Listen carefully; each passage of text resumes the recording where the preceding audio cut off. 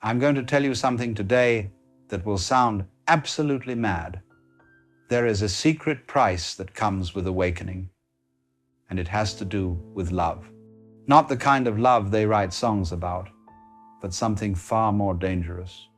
Every truly awakened person carries a burden that makes them nearly untouchable. And what I'm about to reveal changes everything you think you know about enlightenment. What we mean when we say someone is in love. What's really happening there? When two people fall in love, they're playing a very ancient and rather elaborate game. It's a game of mutual deception, though we'd never call it that at a wedding. Each person presents to the other a carefully edited version of themselves. Not the whole catastrophe, mind you, but the highlight reel, the charming bits, the mysterious bits. And the other person, equally desperate for connection, agrees to believe in this edited version. They invest in it. They build their dreams around it. This is what we call romance, and it's absolutely necessary for the game to work. But when you awaken, and I mean truly awaken, not just have a pleasant experience in meditation, something rather catastrophic happens. Something happens to your ability to play this game. You see through your own editing process. You watch yourself trying to be charming, and you see it for what it is. A performance, a mask, a clever little dance you've been doing since you were old enough to realize that certain behaviors get approval and others get rejection. And worse still, you see through everyone else's performance too. The awakened person stands before another human being completely naked, psychologically speaking. No pretense, no carefully crafted image, no future promises of becoming someone better, someone more complete. Just this strange cosmic accident of consciousness that somehow learned to call itself by a name. And that level of transparency is absolutely terrifying to people who are still identified with their personas. You know what happens when you stop pretending? When you stop playing the game of I am this kind of person and I'm looking for that kind of person? People don't know what to do with you. They can't get a grip on you. It's like trying to nail Jell-O to the wall. You become unpin-downable. And our entire romantic structure is based on pinning people down into roles, into promises, into predictable patterns. The unawakened person is looking for someone to complete them. They're looking for their other half, as the saying goes. But the awakened soul isn't a half looking for another half. They're already whole. And two whole people meeting, now that's an entirely different proposition than two halves trying to make a whole. Most people aren't ready for that. They don't want wholeness meeting wholeness. They want need meeting need. That desperate clinging that feels like love, but is really just two people afraid of their own emptiness, trying to fill the void with another person's presence. Imagine you meet someone at a party. Charming person, quite attractive.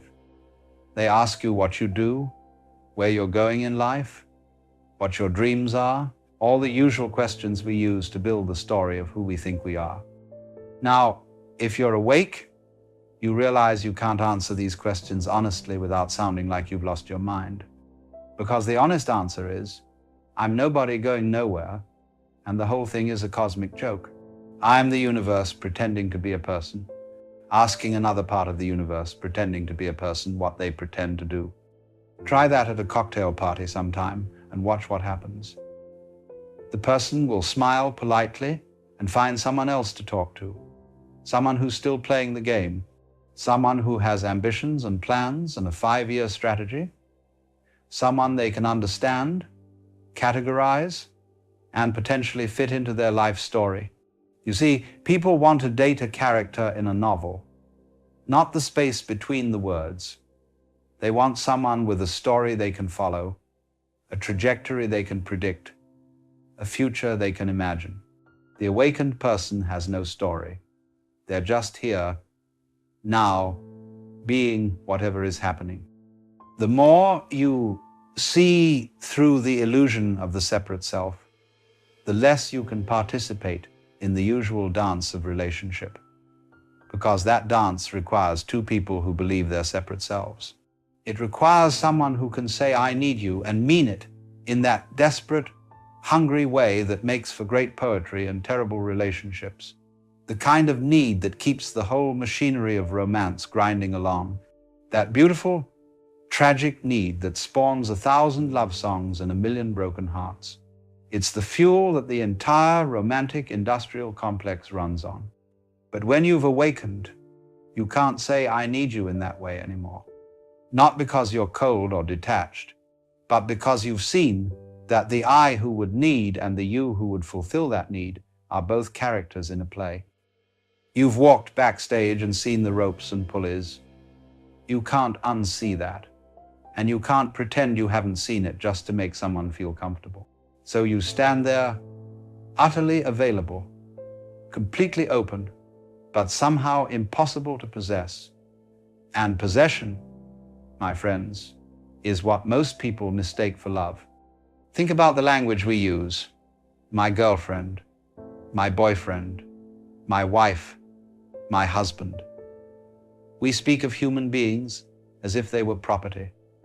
And when someone leaves us, we feel robbed, betrayed, as if something that belonged to us has been stolen. The awakened person cannot be owned because they don't even own themselves. How can you possess someone who has realized they don't exist as a separate, solid entity? It's like trying to capture smoke. You can see it, you can move through it, but the moment you try to grab it, there's nothing there. And this is where it gets truly interesting. The awakened person loves, oh yes, they love more deeply than you can imagine. But it's a love without hooks, a love without agenda, a love that doesn't ask anything in return because there's no separate entity there to receive anything. It's like the sun shining. The sun doesn't decide to shine on you because you've been good or withhold its light because you've been bad. It just shines. That's what it does. And the awakened person loves in this same unconditional, indiscriminate way. But you see, most people don't want that kind of love. They want the other kind, the kind with conditions, the kind that says, I love you because you make me feel complete. I love you because you validate my existence. I love you because when I'm with you, I can forget the gnawing anxiety that I might not really exist at all. That's the love that comes with strings attached, with contracts written in invisible ink, with expectations that neither party can ever quite articulate but both understand perfectly. It's a business arrangement disguised as romance.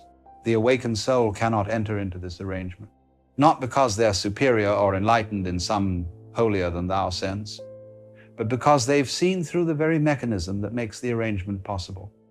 They can't fake the neediness. They can't manufacture the anxiety that makes possession feel like security. They can't pretend that another person has the power to make them whole because they've discovered they were never broken to begin with. And so they wander through this world of lovers like a sober person at a party where everyone else is drunk. Everyone around them is caught up in the drama, the intensity, the passionate highs and crushing lows of romantic love. And they're just watching with a kind of bemused affection, like a parent watching children play a very serious game of make-believe. They can appreciate the beauty of it. They can even participate to some degree, but they can't lose themselves in it. And losing yourself is precisely what falling in love is supposed to be about. We even say it that way, don't we? I lost myself in her eyes. I was beside myself with passion. The language reveals the truth. Romantic love is about losing yourself, about abandoning the burden of being a separate individual, if only for a moment, in the arms of another. It's about merger, fusion, the temporary dissolution of boundaries, and it feels ecstatic precisely because, for a brief moment, you get a taste of what the awakened person knows all the time. That separation is an illusion, that we're all one thing looking at itself through a billion different faces. But then the moment passes and the boundaries snap back into place and you're separate again. And so you chase that feeling. You fall in love again and again, trying to recapture that moment of dissolution, You mistake the person for the experience. You think it's about them, but it's not. It's about the temporary breaking down of the walls you've built around yourself. The awakened person doesn't need another person to experience this, because the walls are already down permanently. They live in that state of unity that everyone else is desperately seeking through relationship. Can you see the problem?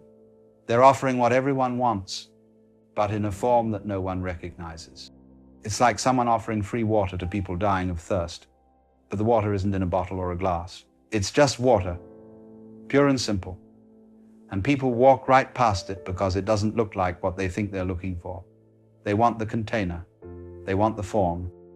They want someone who needs them back, who will play the game with conviction, who will suffer dramatically when they threaten to leave, who will cling and grasp and promise forever. The awakened person can't do any of that. Not convincingly, anyway. And so they become untouchable. Not because they're trying to be, not because they think they're too good for ordinary love, but because they've evolved beyond the very mechanism that makes ordinary love possible. They're like a butterfly trying to explain flight to caterpillars. The caterpillars aren't interested. They're too busy crawling around looking for another caterpillar to crawl beside. They can't even conceive of what the butterfly is offering. And the butterfly can't go back to crawling. It's not a choice. The transformation is irreversible. You can't unknow what you know. You can't unsee what you've seen. Some of you might be thinking, well, what about two awakened people? Couldn't they have a relationship? But here's the beautiful thing. When two awakened people meet, they don't have a relationship in the conventional sense. They don't have that drama of separation and union, pushing and pulling, needing and fulfilling. They simply enjoy each other's company, moment by moment, with no story about past or future. They dance together without stepping on each other's toes because neither of them is trying to lead. It's not a relationship. It's a communion. But communion is rare. Most of the awakened souls you'll meet are wandering through a world of people still caught in the dream, still believing in their own separation, still hungry for that special someone to make them complete. And the awakened person looks at all this with tremendous compassion because they remember what it was like. They remember the hunger, the desperate searching, the belief that happiness was just one person away. They remember it like you might remember a dream you had as a child, vivid, but no longer real, no longer compelling. So they remain alone, in a sense. Not lonely, mind you. Loneliness is what you feel when you're a separate self longing for connection. The awakened person is never lonely because they're never really alone. They're always connected to everything. They're the ocean feeling itself as a wave. But they are solitary in the sense that very few people can meet them where they are. Most relationships require you to pretend to be smaller than you are, to squeeze yourself back into the costume of being a separate individual with needs and fears and ambition. The awakened person can't do that anymore. The costume doesn't fit. And so they live in this world, loving everyone and belonging to no one, available to all but possessed by none. And this is the secret price of awakening that nobody warns you about. You gain everything, the whole universe, in fact, and you lose the ability to play the game that makes most people feel alive. You become cosmically rich and romantically poor. You see the joke, but nobody's laughing with you. You are free, but freedom looks like loneliness to people who are still in chains.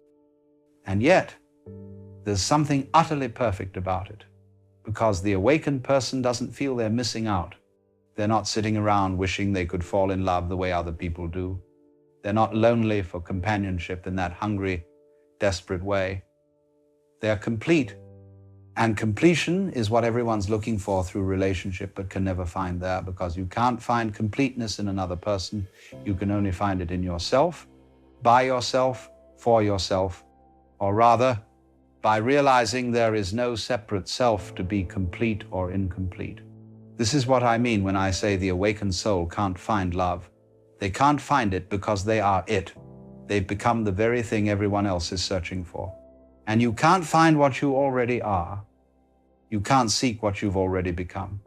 The search is over, but the party is still going on, and everyone at the party is still searching. So the awakened person sits in the corner, radiating love to everyone who passes by, but rarely do people stop. They're too busy looking for love to notice it standing right there. And that, my friends, is the cosmic joke, the cosmic tragedy, the cosmic perfection of it all. The awakened soul becomes love itself, and in doing so, becomes impossible to love in the way that most people understand love. They've transcended the game entirely. And once you've transcended the game, you can't go back and play it with a straight face. You're done, complete, whole, and profoundly, beautifully, perfectly alone in the crowd. Not because no one loves them, but because everyone does and no one knows it.